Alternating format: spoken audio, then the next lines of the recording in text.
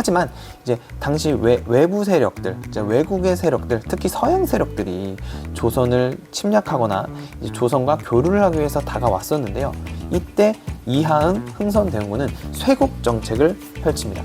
나라의 문을 안녕하세요 여러분, 2025학년도 인천광역시 겨울방학쌤 튜브 고등학교 사회 강의를 맡은 저는 인천공항고등학교 교사 황인욱입니다. 여러분들 이렇게 세 번째 강의에서도 만나 뵙게 되어서 반갑습니다. 네, 오늘의 수업 주제는요, 흥선대원군 조선의 구원자인가? 에 대한 내용을 같이 한번 이야기해 볼 것입니다. 자, 흥선대원군 하면 아마 여러분들 수업 시간에도 많이 다뤘고 미디어에서도 굉장히 많이 다루고 있는 인물이라서 오늘 수업도 굉장히 흥미롭게 우리가 접근할 수 있지 않을까 생각을 해봅니다. 네, 그럼 본격적으로 수업을 한번 시작해 보도록 하겠습니다. 네, 흥선대원군 하면요, 바로 대한제국을 열었던 고종의 아버지로서 이제 10년 동안 이제 권력을 장악을 해 나가게 되옵니다. 그래서 다양한 개혁을 통해서 세도 정치의 모순들을 해결하기도 했지만, 반대로 보면은 이제 나라의 문을 걸어 잠그면서 발전의 기회를 놓치게 되는 그러한 결론에 이르게도 될 수 있는데요. 그렇다면 과연 이 흥선대원군을 우리는 어떻게 평가할 수 있을까요? 오늘의 목차 살펴보면서 넘어가 보도록 하겠습니다. 우선 첫 번째로 흥선대원군의 다양한 업적을 우리가 한번 살펴볼 것이고요. 정책들을 살펴볼 예정입니다. 자, 그리고 이것을 종합을 해가지고 이제 흥선대원군을 평가하는 사료를 세 가지 우리가 한번 살펴볼 것이고요. 그리고 나서 우리가 배운 내용들 그리고 읽었던 사료들을 완전히 종합해서 흥선대원군의 업적을 평가해보는 그러한 시간을 가져볼 수 있도록 하겠습니다. 네, 우선 흥선대원군을 평가하기 앞서서 당연히 흥선대원군이 누구인지 우리가 한번 살펴봐야겠죠. 자, 흥선대원군의 본명은 이하응입니다. 이하응. 자, 그래서 우리가 왕족이기 때문에 당연히 이씨성을 가지고 있겠죠. 조선시대 왕들은 이제 전주 이씨였으니까요. 자, 조선의 26대 임금 그리고 대한제국의 첫 번째 황제였던 고종의 아버지로서 1864년 그리고 1873년까지 대략 10년의 기간 동안 최고 권력자로서 자리를 잡습니다. 왜? 당시 고종은 굉장히 어린 나이에 왕위 자리에 올랐기 때문에, 그래서 이제 살아있는 대원군, 여기서 대원군이라는 것이 바로 왕의 아버지라는 뜻입니다. 그래서 조선 역사상 실제로 생존했던 대원군, 그러니까 살아있던 아버지는 흥선대원군이 거의 유일했고요. 자, 그랬을 때 대원군이라는 단어는 우선 확인을 했고, 자, 그래서 어린 나이였던 그 고종을 대신해서 10년 동안 이제 흥선대원군이 권력을 잡게 됩니다. 자, 그러면서 흥선대원군은 왕권 강화, 그 다음에 통치체제 정비를 굉장히 중시했었고요. 하지만 이제 당시 외부 세력들, 이제 외국의 세력들, 특히 서양 세력들이 조선을 침략하거나 이제 조선과 교류를 하기 위해서 다가왔었는데요. 이때 이하응 흥선대원군은 쇄국 정책을 펼칩니다. 나라의 문을 굳게 걸어 잠그는 그러한 정책을 실시하게 되는 것이죠. 자, 그랬을 때 이 쇄국 정책이 어떠한 결론에 이르게 되었는지는 우리가 다음 슬라이드에서 우리가 한번 확인해 볼 수 있도록 하겠습니다. 자, 우선 흥선대원군의 전체적인 정책, 업적을 한번 살펴볼 수 있도록 하겠습니다. 우선 첫 번째로 당시에 이제 군사적인 업무를 담당하고 있던 비변사를 폐지합니다. 자, 우선 비변사가 군사 담당 기구인데 왜 없앴느냐? 왜냐하면 당시 비변사가 굉장히 왜곡되어서 활용이 되고 있었기 때문입니다. 원래 비변사는요, 외부의 적이 들어왔을 때 임시적으로 이제 이 전쟁을 치르기 위해서 임시적으로 설치되었던 기구였는데요. 조선 후기부터 굉장히 양란, 즉 임진왜란, 그다음에 정묘호란, 병자호란, 이런 외란과 호란 등 다양한 전투와 외부의 침입이 있다 보니 이 비변사가 원래는 임시기구였는데 점차 상설기구화 되었고요. 뿐만 아니라 이 비변사의 기능이 커지면서 기존에 있던 의정부라든지 이러한 것들의 기능을 완전히 없앨 정도로 비변사가 방대하게 커지게 됩니다. 자, 그러면서 정책도 논의하고 군사 업무도 담당하니 굉장히 막강한 권력을 가지고 있는 집단이었겠죠. 자, 그래서 흥선대원군은 이 비변사가 바로 세도 가문들의 놀이터라고 생각을 해서 이 비변사를 폐지한 후 원래 있었던 의정부 그리고 삼군부를 부활해서 이제 정치와 군사 업무를 분리시켰다라고 할 수가 있고요. 그 다음에 변화하는 세상에 맞춰서, 변화하는 시간의 흐름에 맞추어서 법전도 새로 개편을 합니다. 그래서 새로운 법전이었던 대전회통이라는 법전을 편찬을 해 나가게 되고요. 자, 그리고 세도 정치 시기에 가장 큰 문제였던 삼정의 문란을 해결하기 위해서 양전 사업을 실시하고요. 호포제를 실시하고요. 그다음에 사창제도를 실시하게 됩니다. 우선 이것을 이해하기 위해서는 우리가 삼정의 문란이 무엇인지 알아야겠죠. 삼정의 문란은 총 3가지로 구성이 되어 있습니다. 첫 번째, 전정이 있습니다. 전정은 말 그대로 세도 가문들이 이제 토지세, 땅에서 나오는 수확물을 가지고 이제 장난질을 치는 요런 것들이었는데요. 자, 결국 이때 당시에 당시에 세도 가문들은 이제 뜯어먹을 데가 없으니까 일반 사람들의 가지고 있는 토지에다가도 장난질을 칩니다. 예를 들면 곡식이 나오는 곳에서 세금을 걷어야 되는데 곡식이 전혀 나오지 않는 황무지에다가 세금을 거둔다든지, 아니면 토지대장, 땅 문서를 조작해가지고 내 땅이 아닌데도 세금을 물린다든지, 이러한 전정의 문란이 있었는데 이것을 해결하기 위해서 양전 사업을 실시합니다. 양전 사업이 뭐냐면 말 그대로 토지 조사를 하는 거예요. 말 그대로 토지 대장은 잘못되지 않았는지, 땅 문서는 혹시 문제가 될 게 없는지, 여기가 곡식이 나오는 땅이 맞는지 정확하게 측정하기 위해서 양전 사업을 실시하고요. 그다음에 두 번째 삼정의 문란은 두 번째는 바로 군정의 문란이 있었습니다.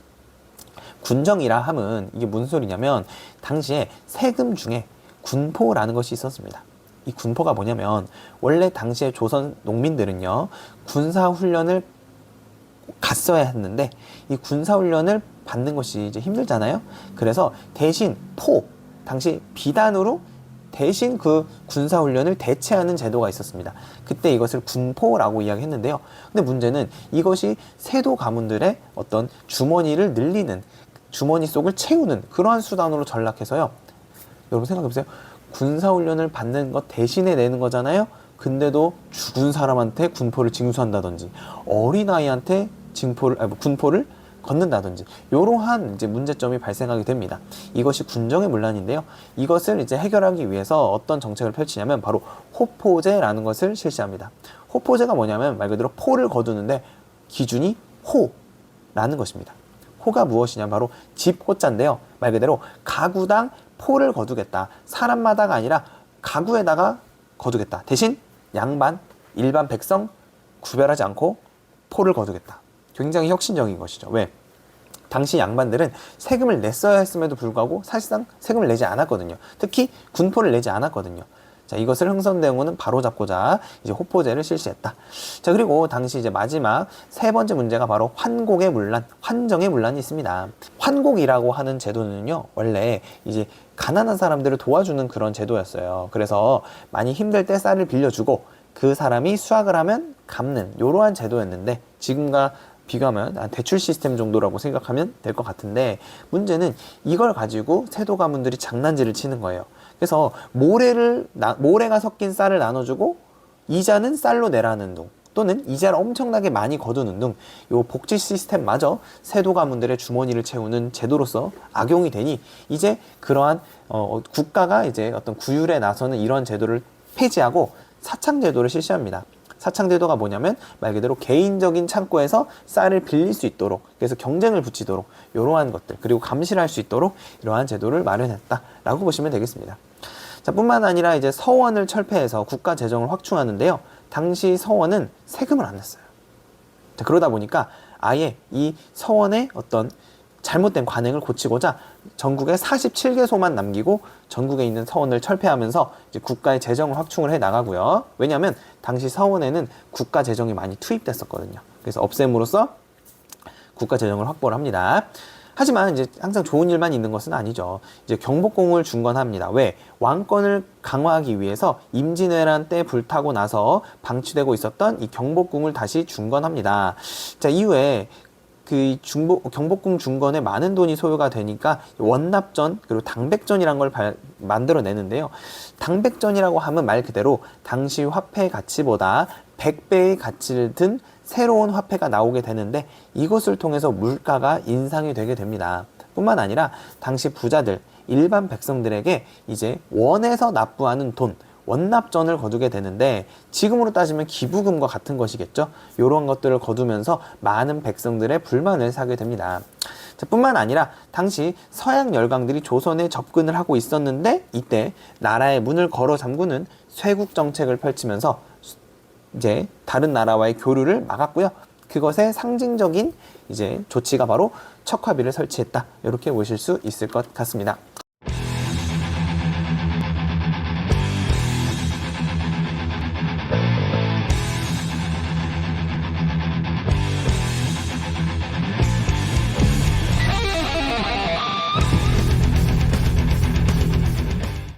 자, 그럼 우선 우리가 사료를 한번 읽어볼 건데요. 여러분들이 사료를 한번 쭉 읽어보시고 당시 흥선대원군의 정책 중에 어떤 정책을 표현하는 것인지 한번 읽어보도록 하겠습니다. 네, 그럼 첫 번째 사료 같이 한번 읽어보도록 할게요. 근래에 각골 군정의 폐단이 매우 심하다고 한다. 작년부터 흥선대원군의 분부가 있었기 때문에 양반호는 노비의 이름으로 군포를 내게 하였고 지금은 백골이나 황부의 원성이 없으니 각도에 알려 길고 오랜 법식으로 삼는 것이 좋겠다. 라고 하였다. 네, 첫 번째 사료는 바로 호포제에 대한 설명이었습니다. 말 그대로 양반호, 양반 집에도 노비 이름으로 군포를 내게 했다. 즉 양반의 집에서도 포를 내게 했네. 무슨 포? 군포를. 이걸 통해서 군정의 문란을 해결하기 위한 호포제의 실시라는 것을 우리가 알 수가 있습니다. 자, 그럼 두 번째 사료도 한번 같이 읽어볼게요. 여러분들 어떤 정책을 표현한 것인지 한번 파악해 보도록 하겠습니다. 대원군은 만동묘를 철폐하였고 서원이 만드는 폐단을 싫어하여 각도에 명하여 철폐하도록 하였다.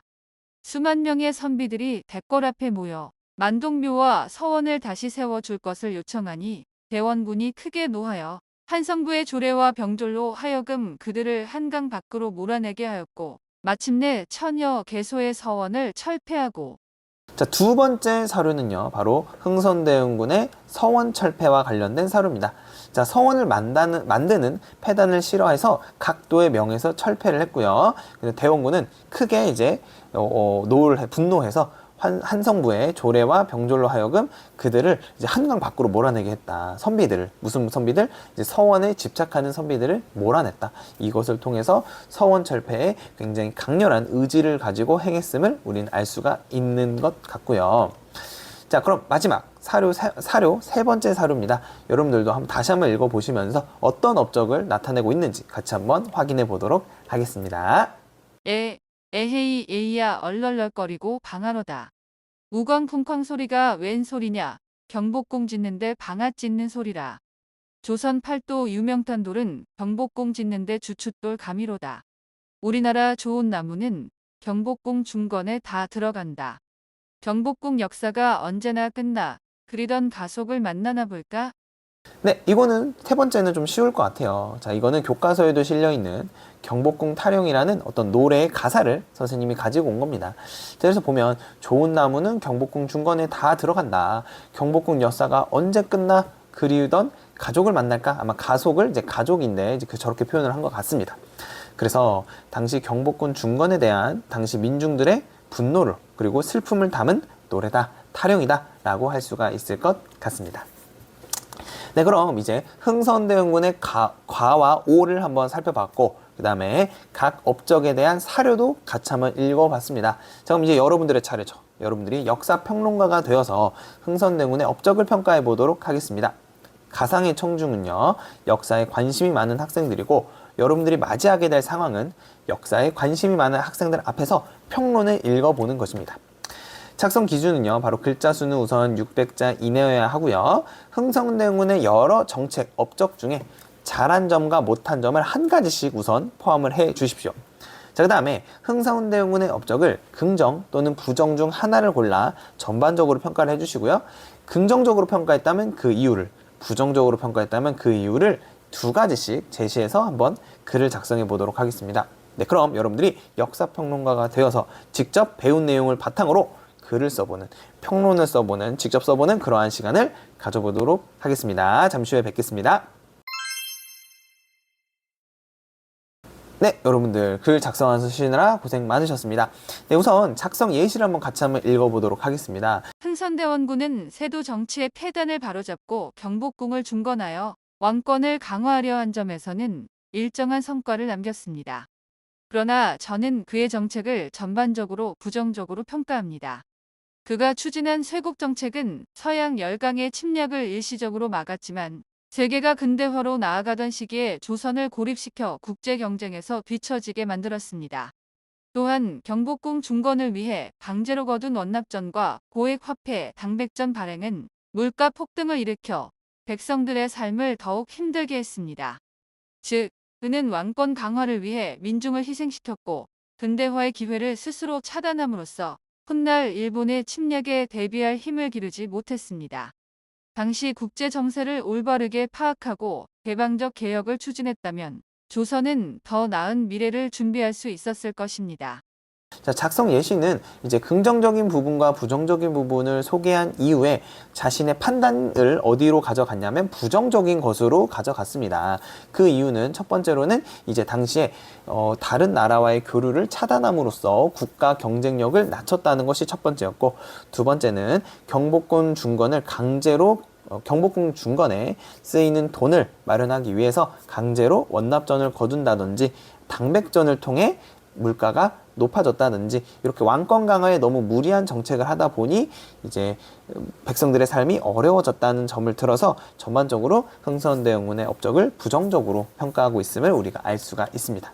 네, 여러분, 지금까지 흥선대원군의 이제 업적과 정책을 분석해보고 평가해보는 그러한 시간을 가져보았습니다.